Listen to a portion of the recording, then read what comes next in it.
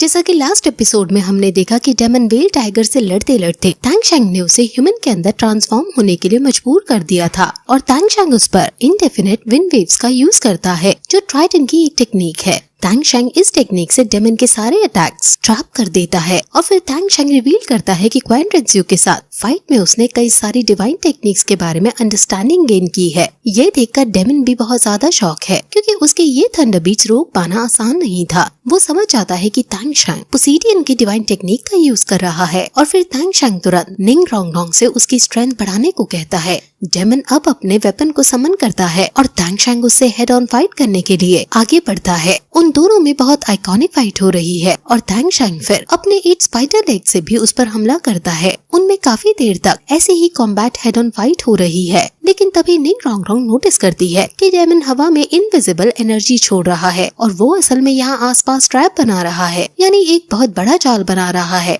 तांगशैंग को भी ये बात पता चल जाती है, लेकिन अब बहुत देर हो गई है और वहाँ लाइटनिंग का एक बहुत बड़ा वेब बन जाता है। तांगशैंग तुरंत अपने प्रिज्म में जाता है और मोटू को अपनी ब्लू सिल्वर प्लांट्स फेंकता है और मोटू पूरी शक्ति के साथ उसके प्रिज्म को बाहर खींच लेता है और घायल और थका हुआ तांगशैंग फाइनली बाहर आ जाता है। तांगशैंग ने कुछ प्लान बनाया था और वो कहता है कि शायद हमारा प्लान सही जा रहा है, लेकिन तांगशैंग की बहुत ज्यादा स्पिरिचुअल पावर कंज्यूम हो गई है। अब बाकी शेक डेविल्स कहते हैं कि अब हमें इस डेमन को घेर लेना चाहिए और जीवू तुरंत वेब के अंदर जाकर डेमन पर हमला कर देती है। जीवू हेड ऑन फाइट में सबसे ज्यादा एक्सपर्ट है और बाकी शेक डेविल्स भी उससे लड़ने लगते हैं, लेकिन डेमन उन सभी पर भारी सा पड़ रहा होता है। इस टाइम तांगशैंग मेडिटेट करके खुद को रिकवर कर रहा है और मोटू उसके स्पाइडर लेग्स में फिनिक्स पावर भर रहा है। डेमन अब फाइनली शेक डेविल्स को ओवरकम करने लगता है। डेमन अपनी डैन की पावर का यूज करता है और तांगशैंग जिसके पास टेम्परेरीली फिनिक्स पावर आ गई है वो डेमन के सामने चला जाता है। डेमन पानी के अंदर से कई सारे स्ट्रीम्स उस पर छोड़ता है जिसमें करंट भी मौजूद था और तांगशैंग उससे बचता है। ये उसका दैट की अटैक है जिसमें वो पानी और लाइटनिंग दोनों के एट्रीब्यूट को इकट्ठा करके तांगशैंग पर हमला कर रहा है।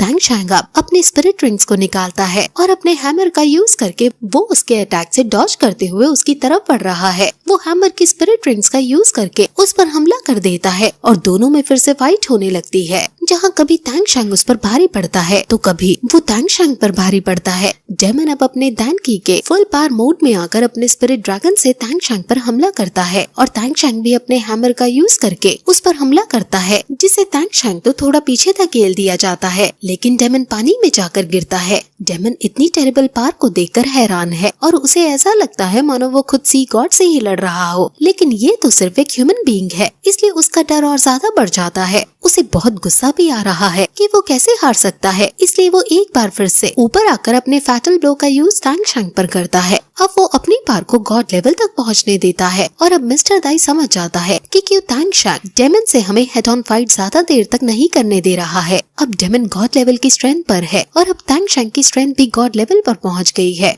मिस्टर दाई निंग रोंगडोंग को उसकी स्ट्रेंथ बढ़ाने को कहते हैं, लेकिन निंग रोंगडोंग मना कर देती है क्योंकि तांगशैंग की स्ट्रेंथ भी गॉड लेवल पर है और अब उसे और ज्यादा असिस्ट नहीं कर सकती है। तांगशैंग की गॉड लेवल फिगर बहुत ज्यादा खतरनाक लग रही है और वो गॉड ऑफ किलिंग फील्ड का यूज करता है, जिसे तभी वहाँ बहुत ज्यादा बर्फ भी आ जाती है और ये दोनों अब फिर से हेड ऑन फाइट करने लगते हैं। हर तरफ तबाही ही तबाही मच रही है और समुद्र में सैलाब आया हुआ है। तांगशैंग डेमन पर काबू पा रहा है और उसको हरा भी रहा है और अपने हैमर से वो डेमन को बहुत ज्यादा पीटता है, जिससे डेमन नीचे गिर जाता है और फिर वो फिनिक्स फ्लेम ब्लेड्स को, जिसमें से कई सारी फ्लेम्स निकल रही हैं, वो उस पर छोड़ देता है, जिससे डेमन तड़पने लगता है। और फिर अब तांगशैंग अपने पिछले जन्म का सीक्रेट वेपन, जिसका नाम तांगसेट कंसील्ड वेपन है, उसका यूज करता है और बोधी ब्लड नाम का वेपन क्रिएट करता है। वो इस वेपन की सिर्फ खून की एक बूंद उस पर छोड़ता है जो बहुत बड़ी हो जाती है और उसके अंदर से एक तीर डेमन के आर पार चली जाती है, जिससे उसके अंदर से खून ही खून निकलने लगता है। ये सेकंड रैंक का सीक्रेट वेपन है जिसकी पेनिट्रेटिंग पावर ग्वेन टीयर्स के बराबर सी है।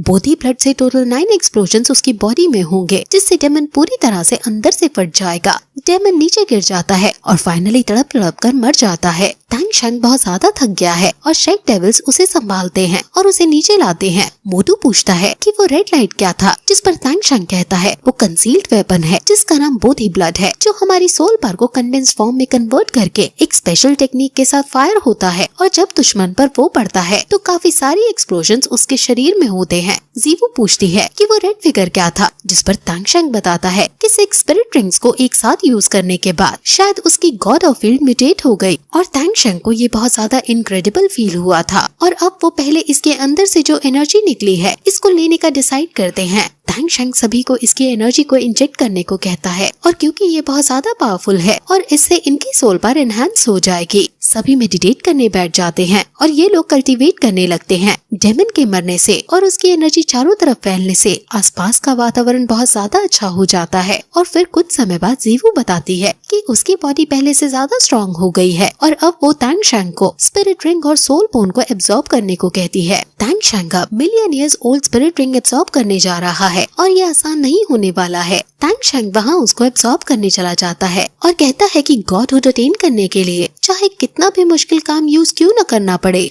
वो जरूर करेगा। और वो जब स्पिरिट रिंग्स के पास जा रहा होता है तो तभी उसकी बॉडी में उसके मेरिडियंस में कुछ होने लगता है और वो नीचे गिरने लगता है और फिर ये एपिसोड यहीं खत्म हो जाता है।